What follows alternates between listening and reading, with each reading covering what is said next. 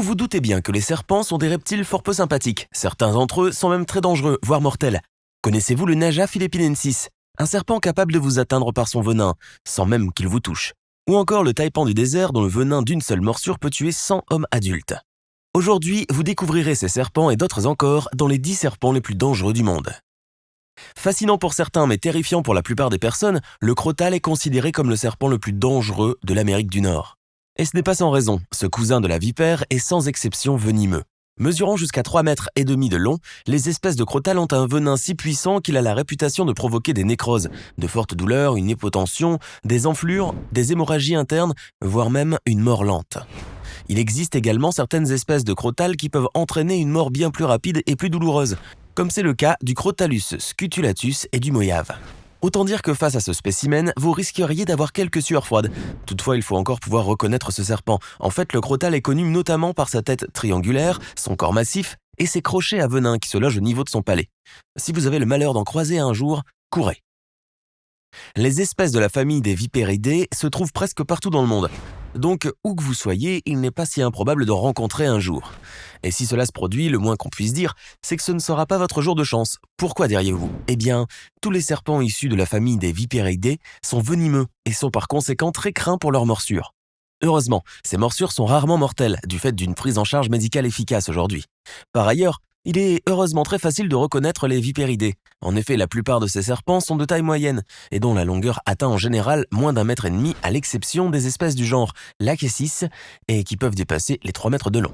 Ces serpents sont reconnaissables aussi par leur aspect généralement trapu, par leurs écailles caronées et leurs pupilles verticales. La mauvaise nouvelle est que les Viperidae ont tendance à très bien se confondre dans leur environnement, ce qui n'est pas toujours pratique pour les repérer. Voici maintenant le Naja philippinensis, plus connu sous le nom de cobra des Philippines. C'est là une espèce de cobra très venimeux. En effet, bien qu'il ne soit pas très imposant, ce serpent est extrêmement dangereux pour l'être humain. La raison est que son venin est une puissante neurotoxine qui affecte la fonction respiratoire et peut provoquer une neurotoxicité et une paralysie respiratoire. Les symptômes d'une morsure peuvent inclure également des maux de tête, des nausées, des vomissements, des douleurs abdominales et des étourdissements. Toutefois, s'il est autant dangereux, c'est bien pour une autre raison. Ces serpents peuvent envoyer leur venin à 3 mètres de distance avec une grande précision. Oui, vous avez bien entendu. De ce fait, si vous vous trouvez loin de ce serpent, vous ne seriez pas pour autant à l'abri du danger, car ce cobra peut tuer ses proies sans même les mordre. Incroyable, n'est-ce pas? Le mieux est donc de se tenir le plus loin possible du cobra des Philippines et de se montrer le plus discret. L'Australie est une contrée sauvage, très sauvage, où vous pourrez rencontrer une faune incroyable comme des kangourous et des walibi, mais également plein d'autres animaux plus redoutables. Le serpent tigre par exemple.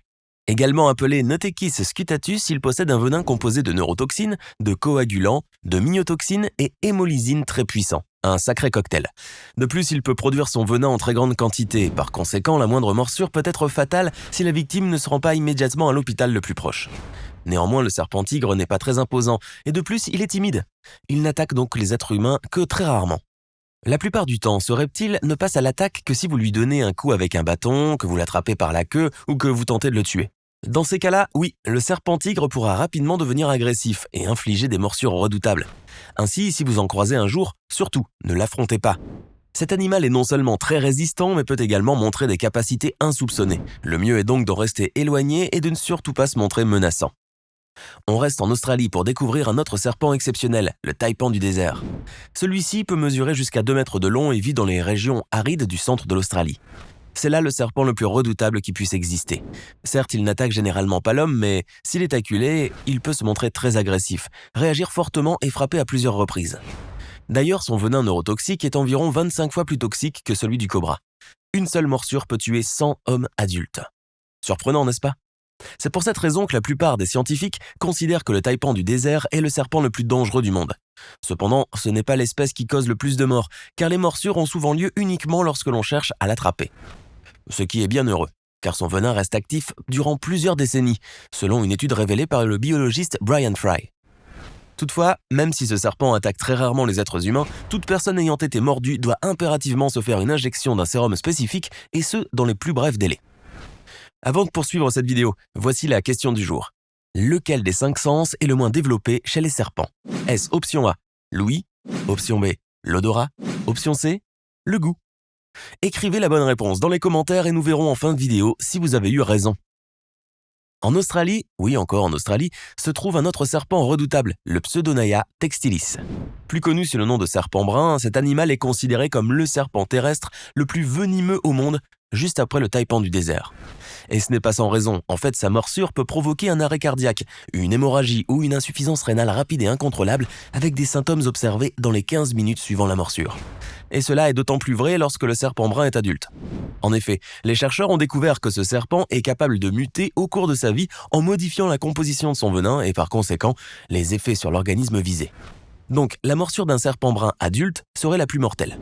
Bien qu'il évite le contact humain, le Pseudonaia a tendance à s'approcher des maisons et des fermes, terrorisant ainsi les habitants de l'Australie. Néanmoins, il existe une excellente astuce pour échapper à la morsure du serpent brun, courir le plus vite possible. L'Hydrophis belkeri est un serpent marin que l'on rencontre dans l'océan Pacifique. Vous n'en avez certainement jamais entendu parler, mais c'est là le serpent dont le venin est le plus mortel du monde, avec une dose létale médiane, en intramusculaire, évaluée à 0,25 mg par kilogramme. Ce qui est suffisant pour tuer de nombreux êtres humains adultes. D'ailleurs, on présente souvent le venin de l'Hydrophis belkeri comme étant bien plus fort que celui du taipan, mais cela reste encore à prouver. Tout ce qui est admis pour l'heure par la communauté scientifique est que la morsure de ce serpent marin est extrêmement dangereuse. Et ce n'est pas tout. En raison de la petite taille de ses crocs, les piqûres de ce serpent passent inaperçues. Les premiers symptômes apparaissent environ 30 minutes à quelques heures après la morsure. Ce n'est qu'à ce moment-là que la victime se rendra compte qu'elle est envenimée. Cela semble effrayant, certes, mais rassurez-vous, le serpent de Belker a un tempérament très discret. Il ne passe à l'attaque que s'il est soumis à une manipulation violente. De plus, la bonne nouvelle est que ce serpent marin injecte rarement l'intégralité de son venin. C'est pour cette raison qu'il est considéré comme docile. Mais malgré tout, il serait préférable de ne pas nager dans les eaux où il se trouve. Le mamba noir est un redoutable serpent africain. Très agressif, il lui arrive d'infliger plusieurs coups de crochet à sa victime lorsqu'il se sent menacé ou lorsqu'il défend son territoire. Son venin est très toxique. Une seule morsure suffirait, en théorie, pour tuer entre 12 et 40 hommes. Le premier symptôme d'une morsure d'un mamba noir est une douleur locale. Bien que peu douloureuse, elle cause à la victime des fourmillements à ses extrémités, une perte de contrôle des muscles. Ensuite, si la victime ne reçoit pas de soins appropriés très rapidement, les symptômes progressent jusqu'à la paralysie. Elle peut aussi être prise de convulsions, d'un arrêt respiratoire, d'un coma ou mourir de suffocation. En plus d'être extrêmement dangereux, ce serpent est également très rapide. Il peut se déplacer à 20 km/h. Ce qui n'est pas mal pour un animal qui n'a pas de jambes. C'est là certainement le serpent dont les capacités sont les plus exceptionnelles.